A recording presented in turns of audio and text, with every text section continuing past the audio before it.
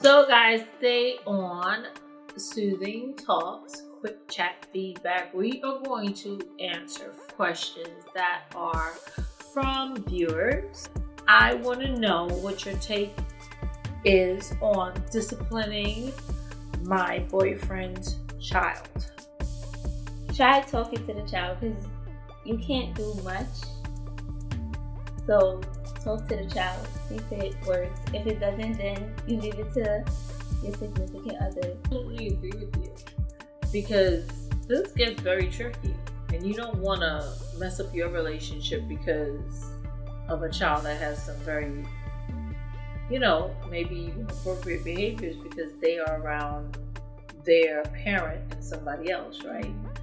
The next question that we have is, why do people in this particular age group not want to have titles associated with the commitment in the relationship that they are currently in? Wow.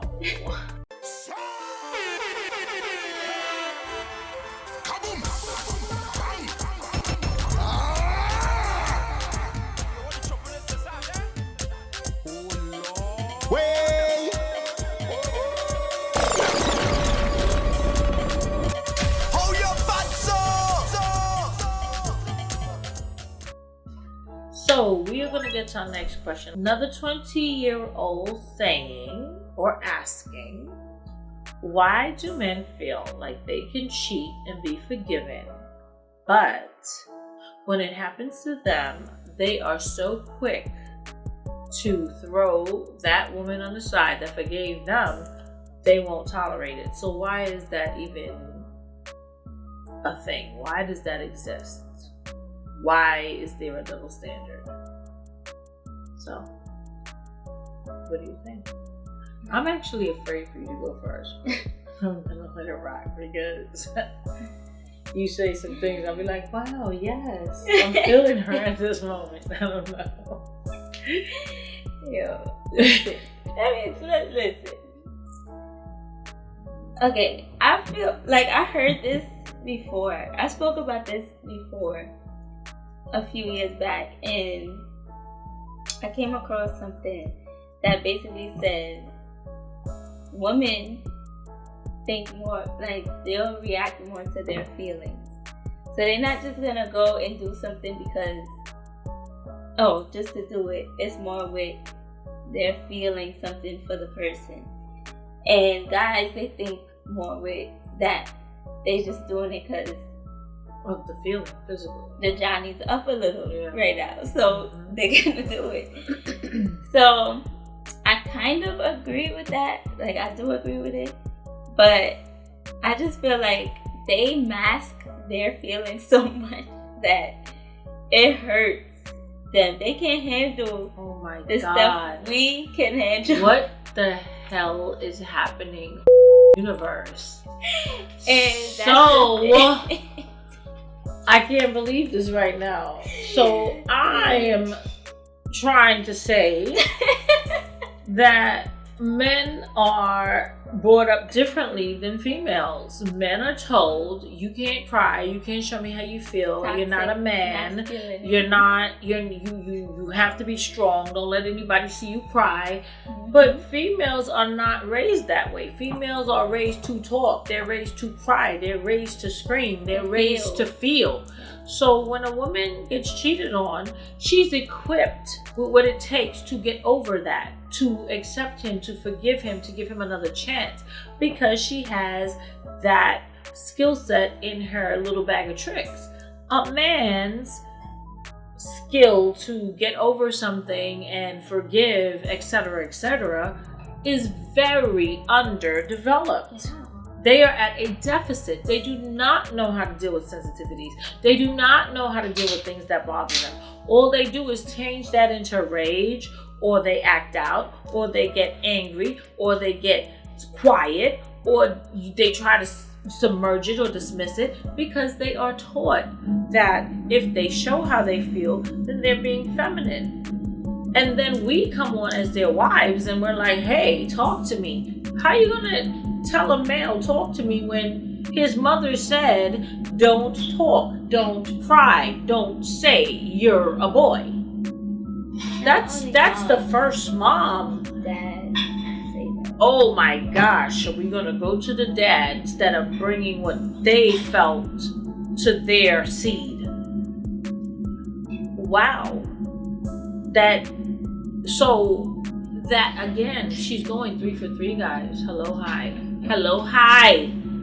Why is she going 3 for 3? We never agree like this. I bet you the next episode that we do, guess what's gonna happen?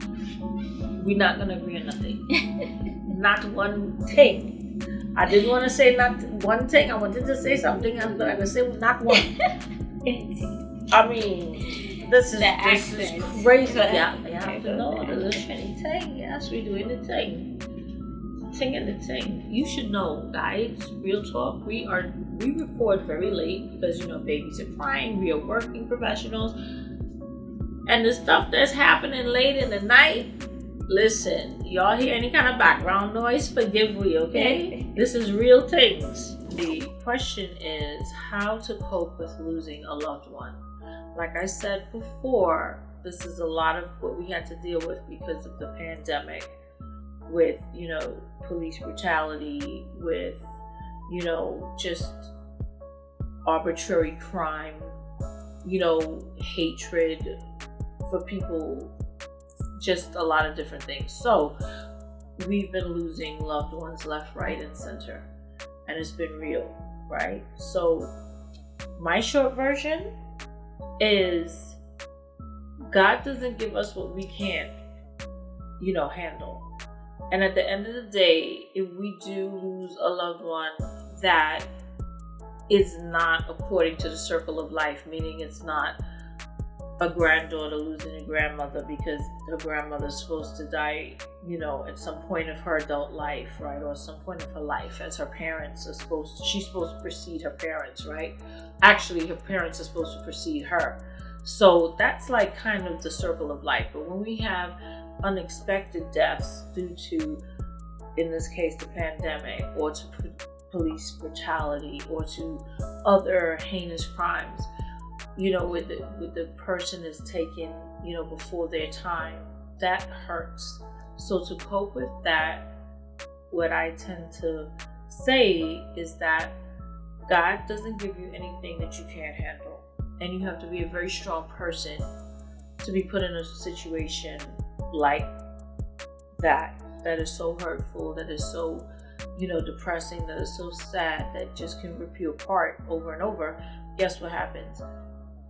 When you get through that, you elevate to a point where you can help others, where you can do something, you can provide a purpose. And that's kind of, it's not only the good things that frame us, the bad things and the bad situations that we overcome make us better. It levels us up. So you just have to hang on and understand that, yes, it's always going to hurt, but every single day it gets to be a lesser state. So it's not really how to cope is what I'm answering. It's why you have to not give up, or why you have to keep on going on. Is kind of what I answered. How to cope, I'll deal with later. What do you think? Well, I think it is more what you do to cope, I would say, because, of course, like most people, you don't have to go through it alone. Of course, nobody will feel what you feel. Nobody understands. But people are going to want to be there to surround you with love and stuff like that. So it's what you do to cope. Surround yourself with people that make you happy. Not forget, but happy. And do things that make you happy. And because I agree with you.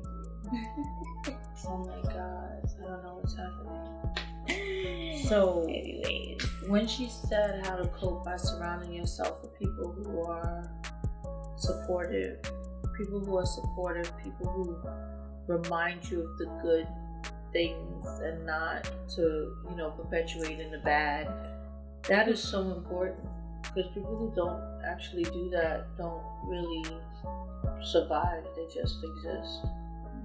So I'm feeling you right now. I don't know what it is. It's because she's working as a social worker at the moment. I hope you make this shrimp with love now, because I am, because I'm feeling you. I'm hungry. She's starving me for this video. Well, guys, we've done our job. We've answered these quick chat feedback questions. I want to encourage you guys to please send us your questions to our DMs or emails, and you will get all of that information down in the description. And also, find both of our channels. That's Nia Aaliyah, and this is Suuthing Talks. And How do you my aunt and saying my name wrong? Isn't it Nia Aaliyah? Nia Aaliyah? What did I say? Don't be upset. What did I say? Isn't it Nia Aaliyah? See what they know. Naya Aaliyah. Right. No, it was short. Why am I saying Nia?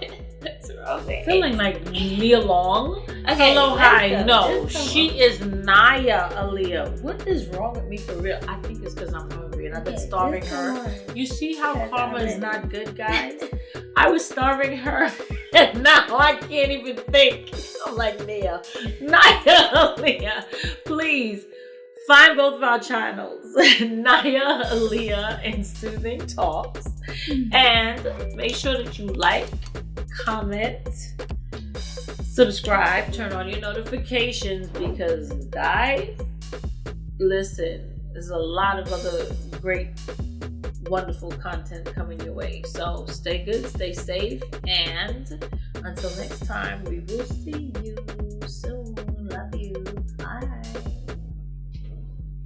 I'm not even gonna wave. Hungry hippo.